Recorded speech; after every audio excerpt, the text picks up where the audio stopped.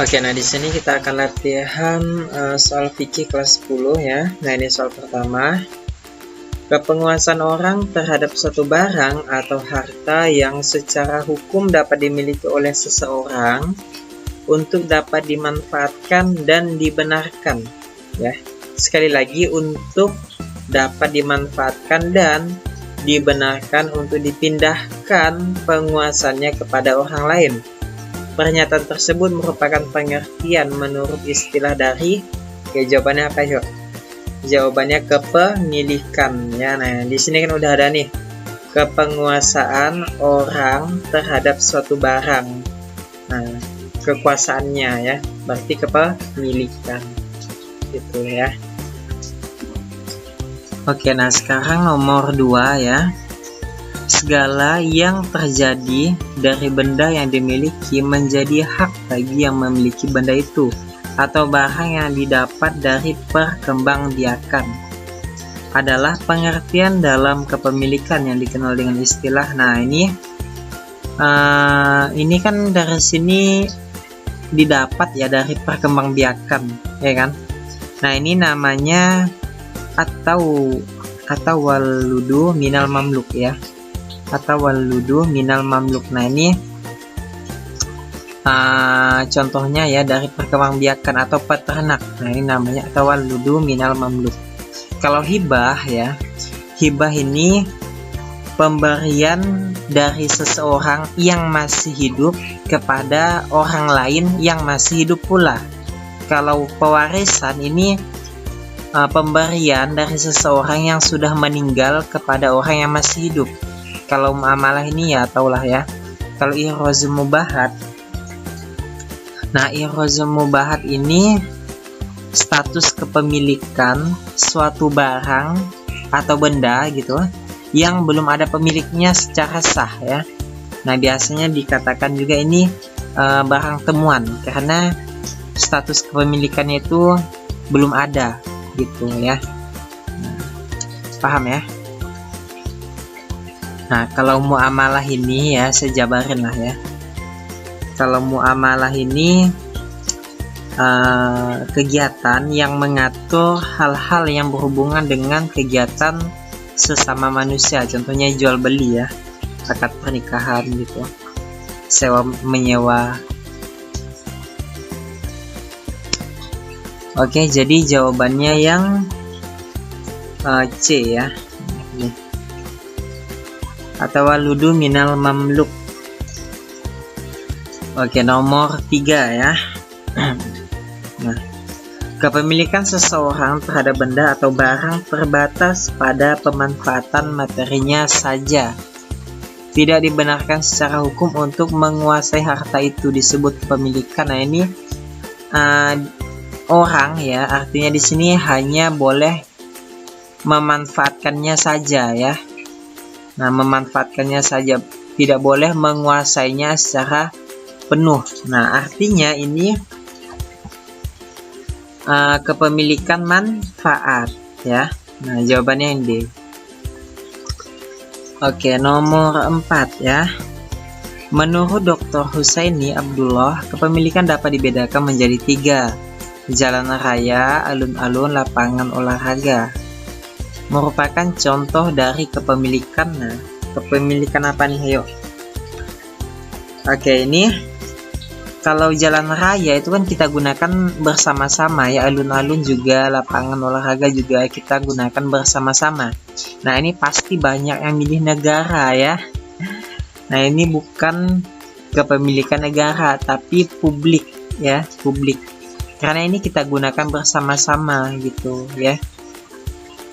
Nah, oke, yang betul itu publik ya, bukan negara gitu ya.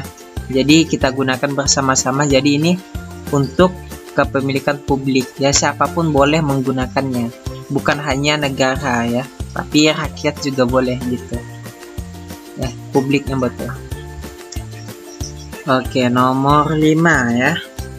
Upaya untuk membuka lahan baru atas tanah yang belum ada pemiliknya agar produktif adalah pengertian secara terminologi dari istilah apa? Ayo ihyaul, apa jawabannya? ihyaul mawat ya. Nah, oke, ini dalilnya juga ada ya. Dalilnya itu saya bacakan lah ya.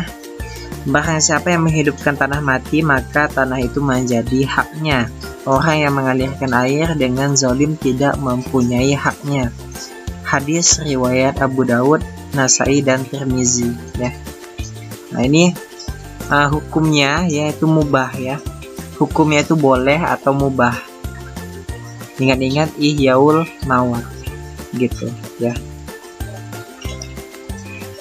Oke, nah nomor 6.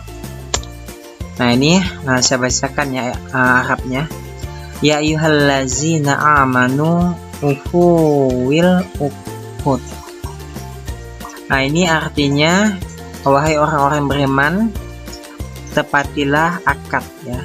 Nah, jadi jelas ini. Petikan firman Allah Subhanahu wa taala Quran surah Al-Maidah di atas adalah perintah untuk, nah ini ujungnya udah ukut ya, berarti akad.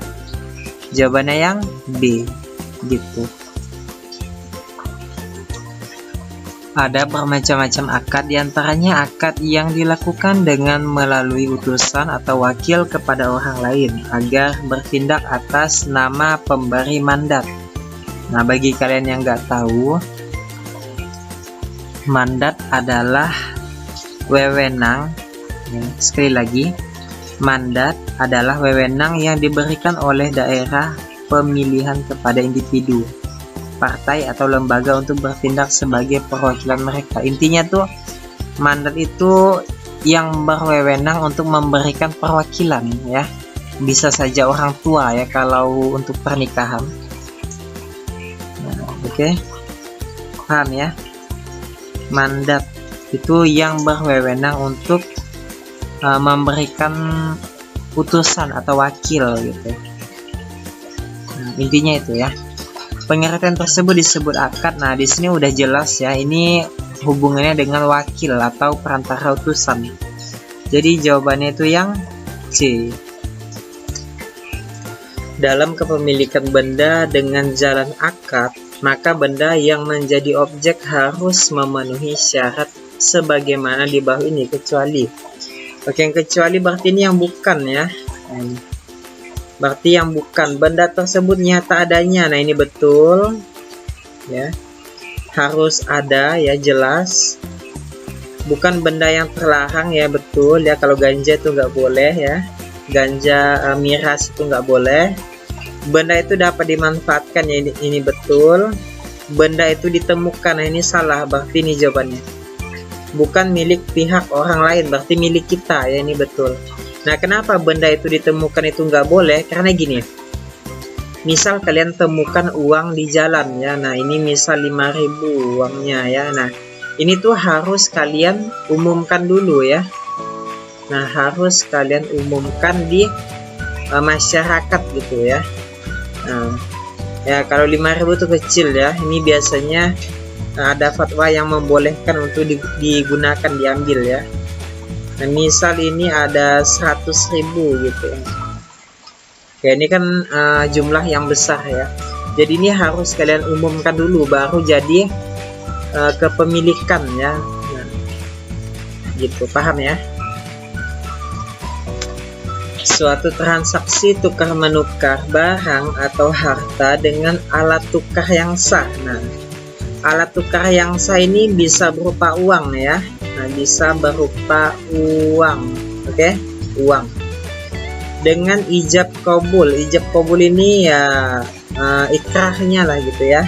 Serah terimanya gitu ya. Ijab kabulnya. Yang mengakibatkan pemindahan hak milik sesuai dengan syarat dan rukun tertentu.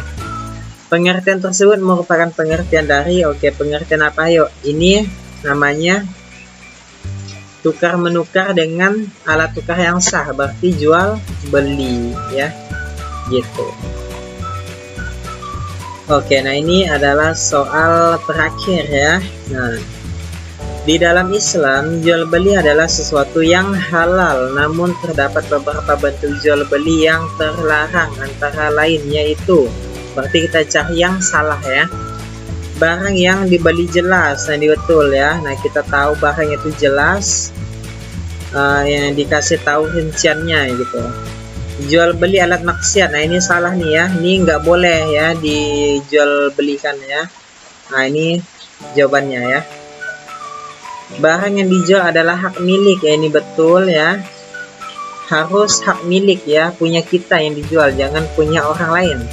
Kalau yang dijual beli dengan sistem angsuran, nah ini boleh ya, ngansur dikit-dikit gitu ya, atau nama lainnya tuh cicil ya, nah nyicil. Jual beli dengan sistem kontan, nah ini boleh juga ya, nah, langsung dibayar gitu, ataupun biasa disebut dengan cash ya. Oke, itulah 10 soal fikih ya, 10 soal fikih kelas 10. Semoga aja ya ilmunya nyampe ke kalian ya. Sampai jumpa di video selanjutnya, bye.